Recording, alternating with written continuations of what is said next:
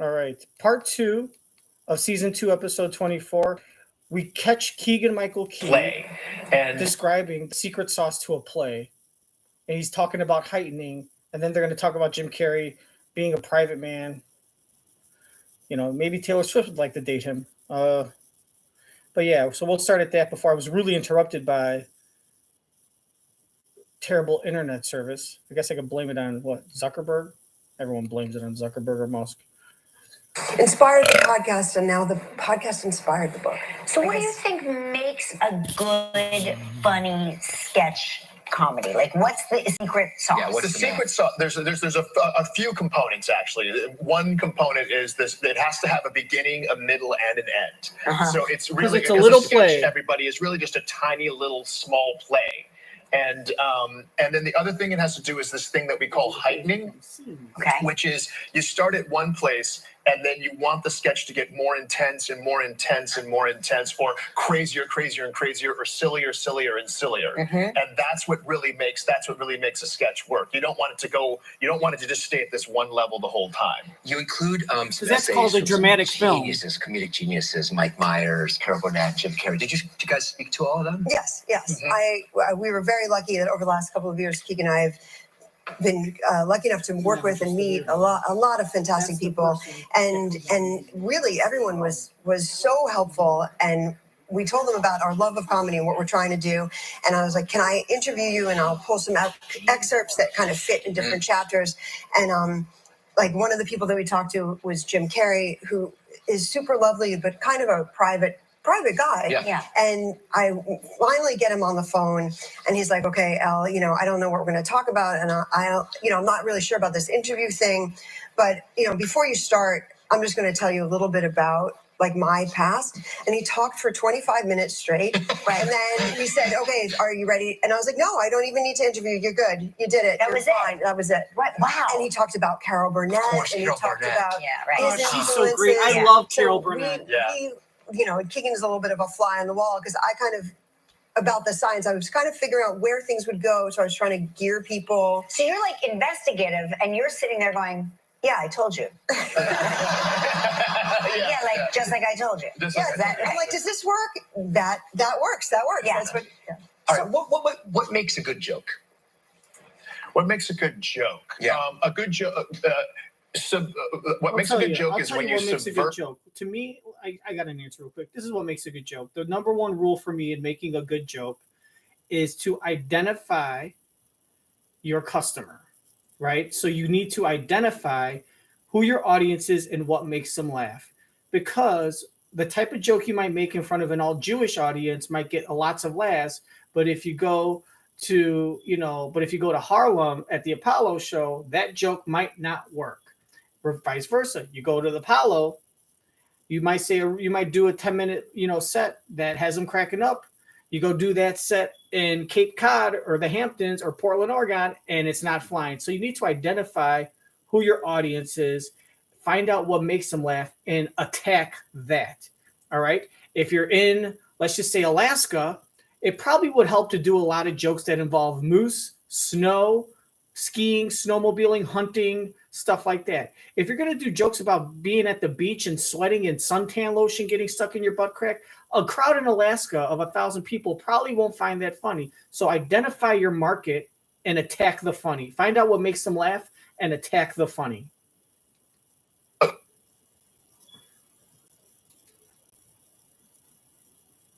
That works. That works. Yeah. That's what. Yeah. All right, what makes a good joke? What makes a good joke? Yeah. A good joke. What makes a good joke is when you subvert what you think's going to happen. Okay. So like there's a setup. That's what you've heard: setup, punchline, setup, punchline. Yes. So what happens is the setup is leading you in a particular direction, and then the punchline goes in the opposite direction, and that's what makes a really good joke. So, and in fact, when we first started spending time together, she was telling at one of our first official meetings. She was telling me jokes. I like how he says when we first started spending time together. I'm going to be Harvey Levin right now and be like, guys, this is what he means. When he says when we first started spending time together, that means when we first started having sexual intercourse as unmarried partners. When we first started banging each other, she would tell me these jokes after I had her all over my face just 10 minutes ago. She would tell me these Things jokes going to happen. and make So, pancakes.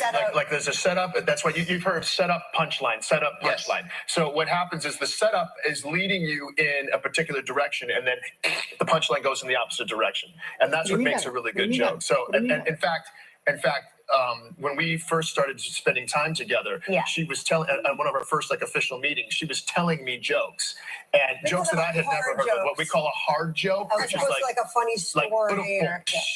Got it. And there was a sound effects. Watch out. So she told me a joke that that just blew my mind, that I had never heard, and it's one of my favorite jokes to this day. It's the short one. The short one, yeah, the short one. Okay, I'm only telling you because it's super short. And so there's an old lady. She yells downstairs to her husband. She says, "Morty, why don't you come upstairs and make love to me?" And he says, "Fine, but I can't do both." Right. Okay. Someone's Jewish.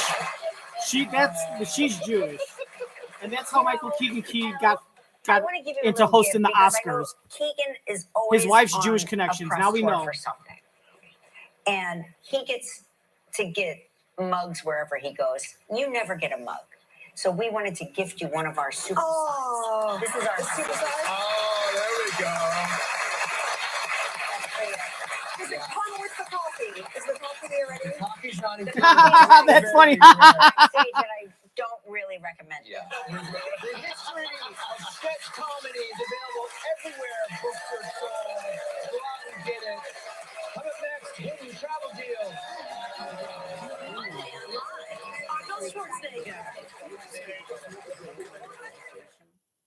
Watch me. And then you tell me, I ask questions, you explain to me over our own podcast? Can I smoke weed and you can eat vegan burgers? Can I smoke weed and you can eat kale?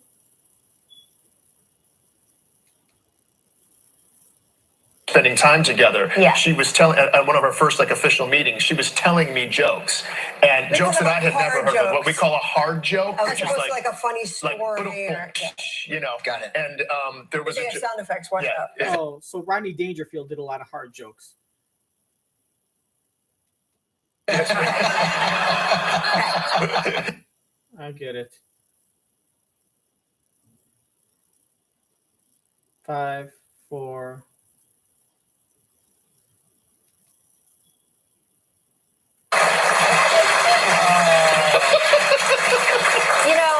Elle, I want to give you a little gift because I know Keegan is always on a press tour for something.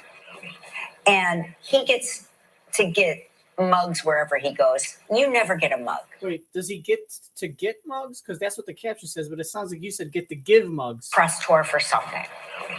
And he gets to get mugs wherever he goes. She said get. She almost said give and changed it last second. Oh, look, it's Moby. I was wondering what happened to him. Haven't heard any music. Well, apparently he's giving travel tip ideas. Hey, Moby. Qualifying purchases, plus a $200 construction coupon. When these walls go up, our prices go down. Through Monday at Darvin.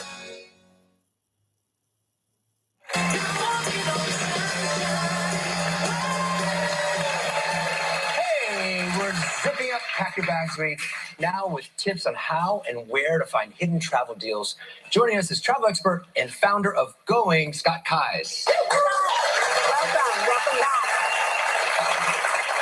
If you want hidden gem travel ideas, Scott's your man. What exactly is a hidden travel deal? So hidden travel deal are the best deals in airfare. And this can range from the sort of unadvertised fares, $500 round trip to Tokyo, stuff like that, to the holy grail of cheap flights, these mistake fares. That's when an airline accidentally sells a ticket for way less than they meant to.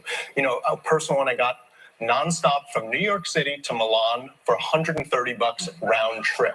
Wait, how? It was just a mistake fare? United Airlines, bags included, everything, $130. Incredible. So if you're buying a plane ticket for a group, is it better to book everybody at the same time, or the same reservation, or should you? Sometimes that can actually be cheaper if you look to book tickets one at a time. I was recently looking to take a trip with my family of 4 from Portland to Chicago. And when I looked for flights, they were $202 per ticket. When I reduced the number of travelers, though, from 4 to 3, all of a sudden the price dropped to $112 per ticket. What? I know, what's going on there? It's never occurred to me to do that because we're always traveling. You don't want to get off the same reservation. Right, We get scared of not being able to stay. Yes, How do you avoid that? So what happened? What's happening here is the airline is saying they want everybody on a reservation to pay the same price. And they, in this case, only had 3 tickets left at that cheaper $112 price. Okay. So what we did was we booked the 3 tickets for $112, booked the last ticket, the 4th ticket, at full price, and ended up saving $270 for the family.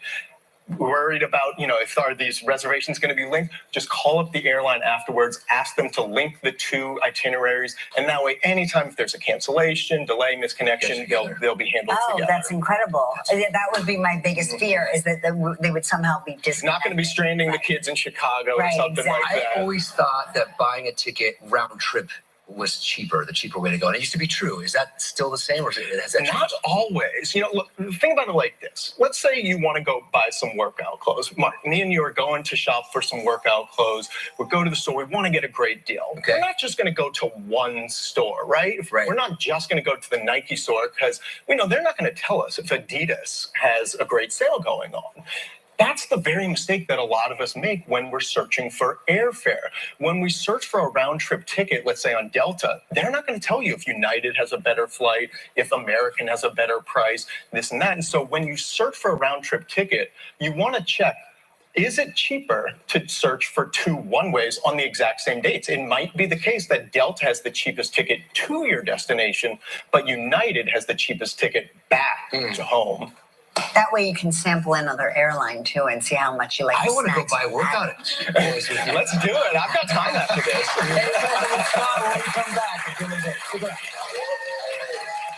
If you would like to know more about anything you've seen during Pack Your Bags Week, just log on to our website at livewithkellyandmark.com. Next live, Arnold Schwarzenegger.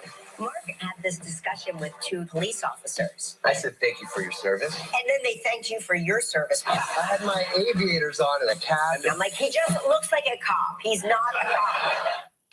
At Marshall's, our buyers go to great lengths to find you great deals on great quality products. It's great. Everything here is great. We get the deals, you get the good stuff. Marshall's. The right age for Neutrogena retinol? That's whatever you want it to be. It has germ-proven retinol that targets vital cell turnover, even skin tone, and smooths fine lines, with visible results in just 1 week. Neutrogena retinol. An urgent manhunt underway. Corrections officer and the inmate disappear into thin air. This case just captivated people. Tonight, the jailhouse romance that felt like a movie. David Muir, Deborah Roberts, all new 2020, tonight on ABC. On the next Cameron Hall, America's been hooked on their journey on one of TV's buzziest franchises, 90 Day Fiancé. Then the new way scammers are using AI.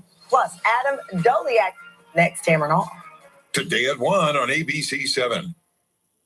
I'm Orlando, and I'm living with HIV. I don't have to worry about daily HIV pills because I switched to every other month Cabenuva. For adults who are undetectable, Cabenuva is the only complete long-acting HIV treatment you can get every other month. It's 2 injections from a healthcare provider. Now when I have people over, HIV pills aren't on my mind. Don't receive Cabenuva if you're allergic to its ingredients or if you're taking certain medicines which may interact with Cabenuva. Serious side effects include allergic reactions, post-injection reactions, liver problems, and depression. If you have a rash and other allergic reaction symptoms, stop Cabenuva and get medical help right away. Tell your doctor if you have liver problems or mental health concerns, and if you are pregnant, breastfeeding, or considering pregnancy. Some of the most common side effects include injection site reactions, fever, and tiredness. If you switch to Cabenuva, attend all treatment appointments. It feels good to just live in the moment. With every other month Cabenuva, I'm good to go. Ask your doctor about Cabenuva today. We're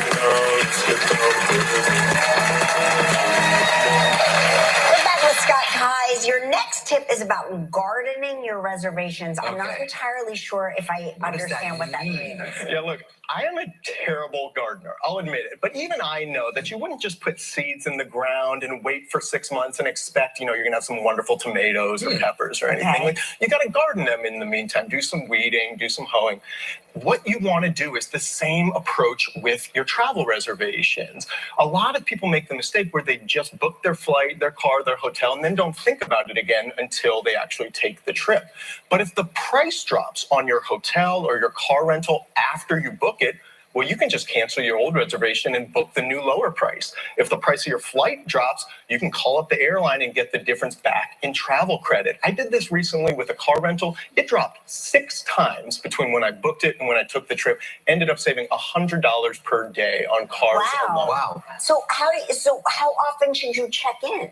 I still want to keep my sanity, so I set myself a calendar reminder every Monday morning, 9 a.m. with coffee. I'm going to check that reservation, see if it's cheaper. Some people might have the goal to do it every single day. That's not me. I still, I've got a couple kids I got to hang out with. I got to search for travel reservations, see if it's cheap. When an airline advertises these crazy low fares, is it actually a good deal? Almost never. Okay. Almost never. And it pains me to say that because I have some friends who work at the marketing departments of different airlines and whatnot. But the fact is, think about marketing at its core. They're trying to convince you to buy something. They're trying to convince you it's a good deal. A $1,000 flight to Paris. They're trying to convince you that is a really good deal. You know what doesn't need convincing whether or not it's a good deal? We found a flight a couple weeks ago from New York to Paris, nonstop, for $230 round trip. Whoa. You don't have to convince anybody to buy that ticket. That sells itself. And so generally speaking, the best fares, the best deals are the unadvertised ones. You can pretty much safely ignore when an airline is advertising a sale. All right, so when you see on TV, it's like, hey, fly to Orlando for $150 round trip. You're like, no. You want to go to like,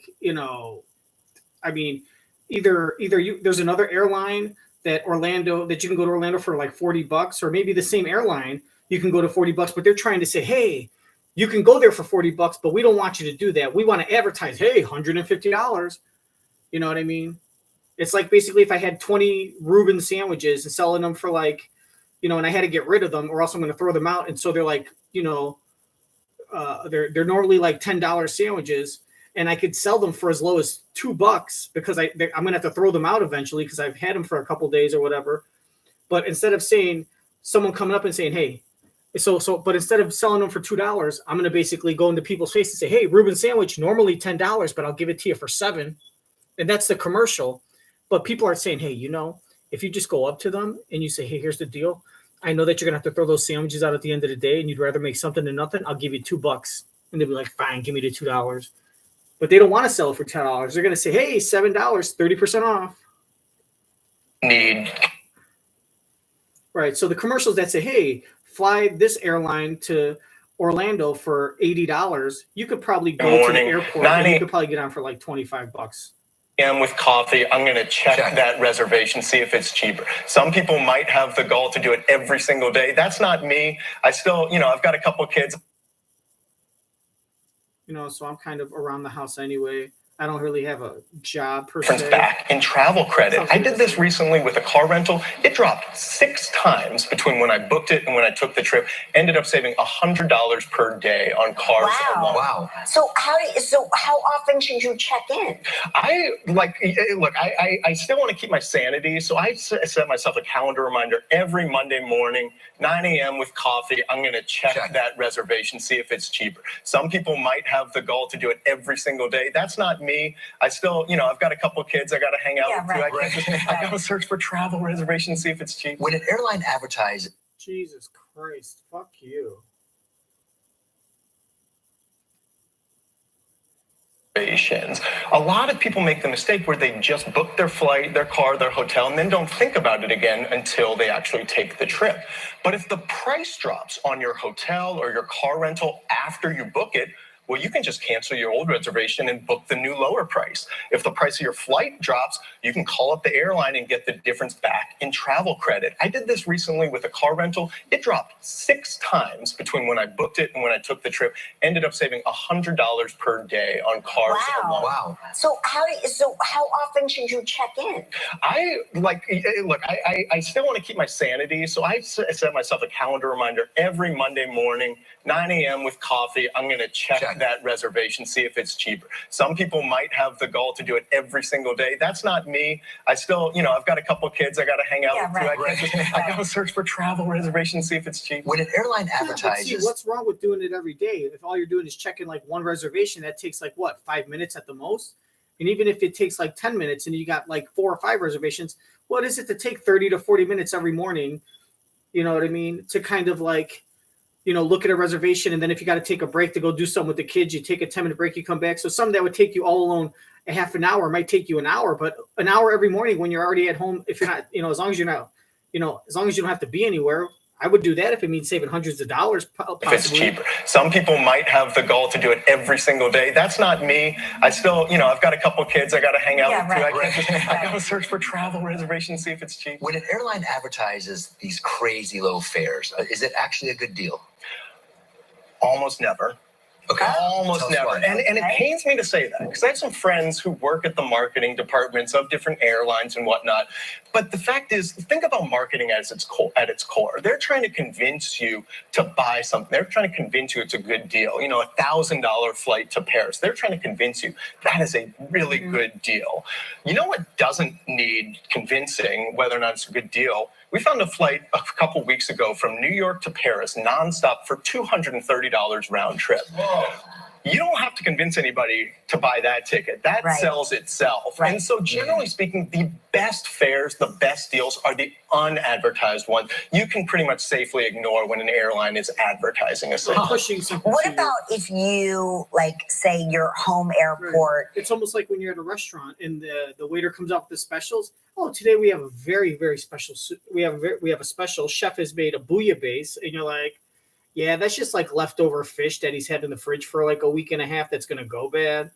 Usually when a chef has a special or a waiter pushes a special on you, that's them trying to unload stuff that hasn't been selling, and they want to try to make some kind of profit before they have to throw it all and, no pun intended, eat it and not make any profit. So when they come up and say, oh, so today we have a special, we have a filet mignon with a potato, with a palm puree and like some haricot vert, and it's $22. And you're like, ooh, that sounds good. No, that means that steak wasn't selling for $36 the last 14 days, and now they've just marked down the price. Now, if it's like $9.95 and it's a prime cut, by all means, you know what you're getting. But when they say, oh, look, it's a special, and they, and sometimes they don't even change the price. They just say it as a special. What they're doing is they're putting it in your face, hoping that impulsive buy, that they can get an impulsive reaction. No. I don't ever buy specials unless I'm familiar with the place and I know that the special is either A, significantly reduced down to an affordable price, because I know about cost of food. So I know when you say, hey, a T-bone steak is $28, I'm going to say, you know what? That's not a good price. I could tell. Or you know what? That T-bone steak might have been $45 and now it's $28. Still $28 too much. Now, if the T-bone's $14.95, I could say, you know what? It's a deal. I don't care if it's 2 weeks old. I understand as long as it's not spoiled, because I'll send it back. But you know what? If they got a spinach artichoke dip, is like $1.95. Well, then you're basically selling something on clearance. I get it; it's cheap. But if you're pushing it as a special and it's $1 off from $11.95 to $10.95, screw that. That's no. That's a ripoff. And I hate it when people. That sells itself. I want to be Batman and save people from making those mistakes in restaurants. The best deals are the unadvertised ones. You can pretty much safely ignore when an airline is advertising a service. What about if you, say your home airport, you have your go-to airport, but somehow it makes more sense, you can save money. Would you recommend going to a farther away airport if it saves you money? Sometimes it can make sense. Look, it's always going to be the most convenient when it's your home airport, has a cheap flight, nonstop and everything. Sometimes, especially if you live in a small area, that's not always going to be the case. So basically what you're asking is that if you're in New York and you're closer to LaGuardia and a flight to LA is $800, but over at JFK, there's a flight to LA that's only $350. Is it worth it to use the gas, spend the gas money, and also the time to travel maybe an extra hour to JFK or hour and a half, and then the stress of being in traffic and all that, and then double that, because on the way back when you fly back into JFK, you're gonna have to do the same thing. Is it worth it to save the $450, or is it just say, you know what, it's just $450, which is a lot of money to some people, just for me to just like take a 10-minute cab ride to LaGuardia and be good with it?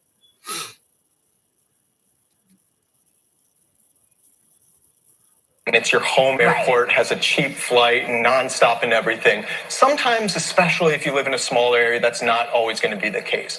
I always think too, there was a Going member, Shanna Lathwell, and her family of 5 lives in Detroit, Michigan. They always wanted to visit Bali, but flights from Detroit to Bali were like $2,500. One morning, she woke up to an email that flights from Chicago to Bali had dropped to $500 round trip. Wow. What that meant is she could take her family of 5 for the same price that it would cost just for one ticket out of Detroit. And so what she did, it's not that it would have been more convenient to fly to Chicago than Detroit, but was it $10,000 more convenient to fly out of Detroit? Absolutely not. So she put the family in the car, drove over to Chicago, and ended up getting the deal of a lifetime. Incredible. Yeah. What days should probably travelers spend like avoid $300 on gas. Mondays and Fridays are going to be the most expensive days of the week to actually fly. Tuesdays and Wednesdays are going to be the cheapest. But when it comes to actually booking, there is no cheapest day of the week. You can search any day and have equal odds of a cheap flight. How about traveling internationally? What's the best time to travel internationally? Ooh, the best time to travel internationally depends what you're looking for. If you're looking for the cheapest ticket, it's going to be more like January, February. Of course, when the weather's not as great in the northern hemisphere. But then that shoulder season's always going to be better. March, April, May, September, October. It's going to be a lot better than the summer if your schedule allows it. That's what I would be targeting. We literally can only travel on Friday. I've got a couple young kids myself. I was like, oh, Friday's the worst travel day? No kidding. Scott, we're going to be gardening our reservations. Yes, I really appreciate it. Go to our website, livewithkellymark.com for more information. Next, we're going to open up that pesky inbox. Thanks, God. Tuesday on Live, Trevor Noah. Attention, Walmart.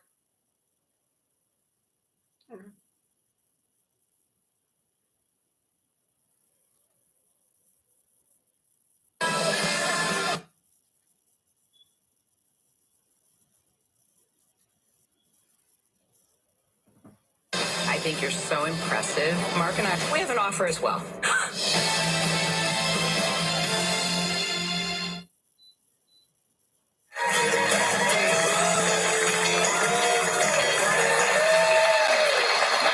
Welcome to the inbox. Beverly from Raleigh, North Carolina. We were talking about texting earlier today.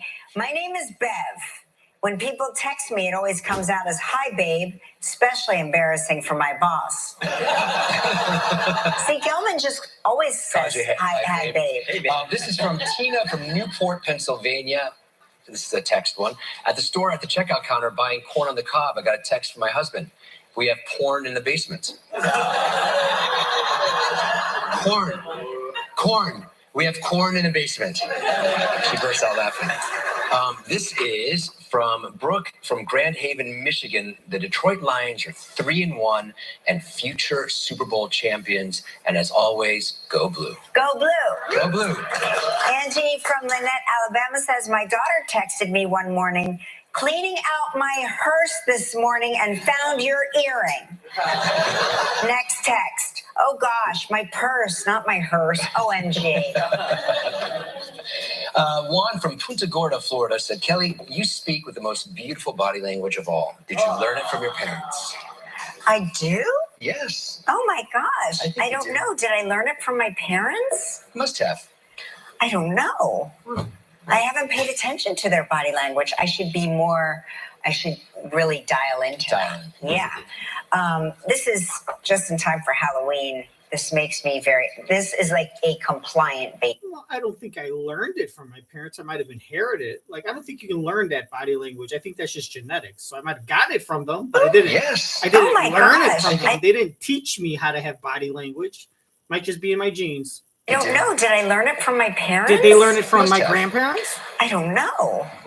I haven't paid attention to their body language. I should really dial into that. Yeah. This is just in time for Halloween. This makes me this is like a compliant baby.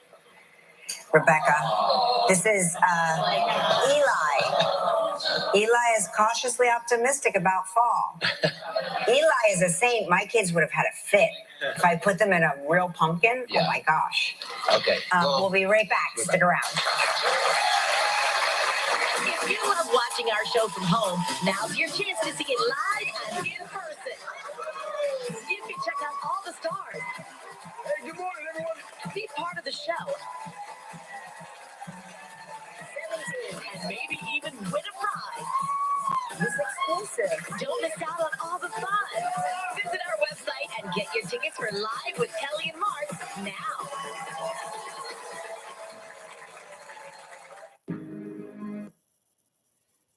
Study just shows that kids that like being in pumpkins are 10 times more likely to be a serial killer. Performs at its best all winter If long. they like mushy pumpkins, they're probably going to like brains. Either a serial killer or they're going to be a surgeon, specifically a neurosurgeon. Like Dr.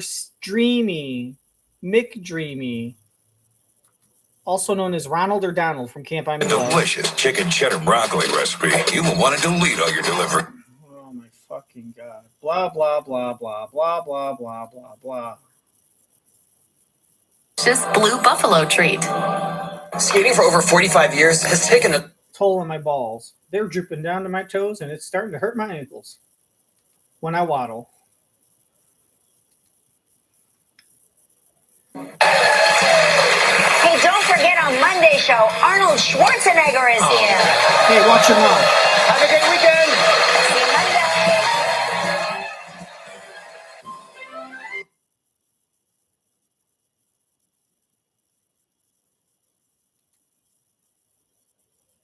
From aerosols, floor coating.